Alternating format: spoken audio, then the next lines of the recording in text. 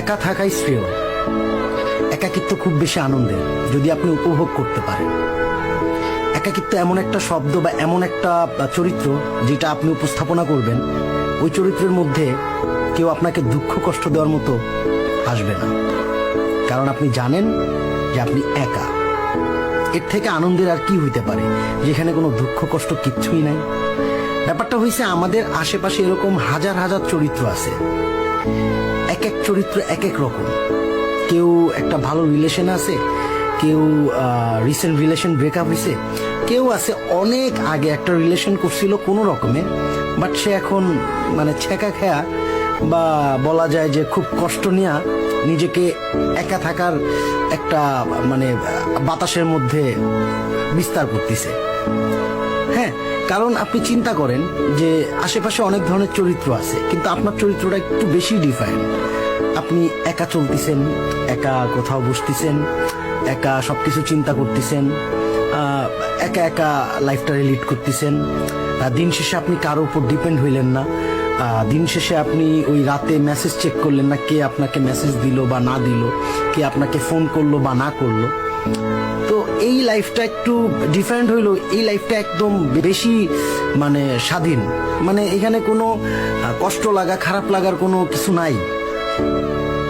হ্যাঁ, আফসোস কষ্ট এগুলো একটু একটু থাকবে, কেউ বুকে হাত দিয়ে বলতে পারবেন না যে আপনার খারাপ লাগতেছে না বা খারাপ ফিল হচ্ছে না, বাট এটা ঠিক হয়ে যায়। কারণ একাকিত্ব চরিত্রটা মানে যারা ধারণ করবে তারা কিন্তু ওইটার সাথে একদম ইউজ টু হয়ে যায় কোনো না কোনো একটা সময়, আর কি একটু সময় লাগে। বাট এই শব্দ বা এই চরিত্রের মানুষ যারা, তারা কিন্তু খুব সহজ সরল হয়। এটা আপনি বিশ্বাস করেন কিনা আমি জানি না, বাট আমি এটা বিশ্বাস করি। তারা খুব বেশি বোকা হয়, খুব বেশি সহজ সরল হয়, খুব বেশি নর্মাল চিন্তা ভাবনা করে, কারণ তাদের মধ্যে ওরকম প্যাচ ঘুষ নাই।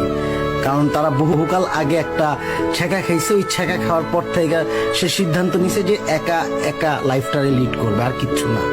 একা চলবে, একা কথা বলবে, একা নিজের সাথে নিজের চরিত্রটাকে একটু মিলাবে যে আসলেও কি ঠিকঠাক আছে কিনা, কারো উপর ডিপেন্ড হওয়া লাগে না। তো এর থেকে আনন্দের আর কি হইতে পারে। আর তাই বলতেছি ভাই, একাকিত্বই শ্রেয়।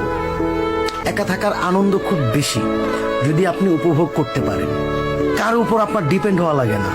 প্রত্যেকটা মানুষ প্রত্যেক জনের মতো ব্যস্ত থাকবে, আপনিও আপনার মতো করে ব্যস্ত রাখতে পারবেন নিজেকে। তো এর থেকে ভালো আর কি হইতে পারে? এর থেকে ভালো হয়তো আর কিচ্ছু নাই। একটা না একটা সময় হয়তো আপনার ফিউচার ঠিক নিজেই রেডি করে ফেলতে পারবেন, ওইটা অনেক পরে। বাট আপাতত প্রেজেন্ট নিয়ে যদি আপনি চিন্তা করেন, তাহলে এত প্যাচ ঘোচের মধ্যে নিজেকে না আটকায় রাখা সবকিছু একা একা করতে শিখেন, একা চলতে শিখেন, একা বাঁচতে শিখেন, জীবনটাকে খুব বেশি উপভোগ করতে শিখেন। তাইলেই দেখবেন জীবন অনেক সুন্দর। তখন আপনি নিজে থেকেই বলবেন যে একা থাকাই শ্রেয়। একাকিত্বর মধ্যে খুব বেশি আনন্দ যদি আপনি উপভোগ করতে পারেন, ভালো লাগা যদি নিজের মধ্যে বসাইতে পারেন। শুধু এতটুকুই। ভালো থাকবেন।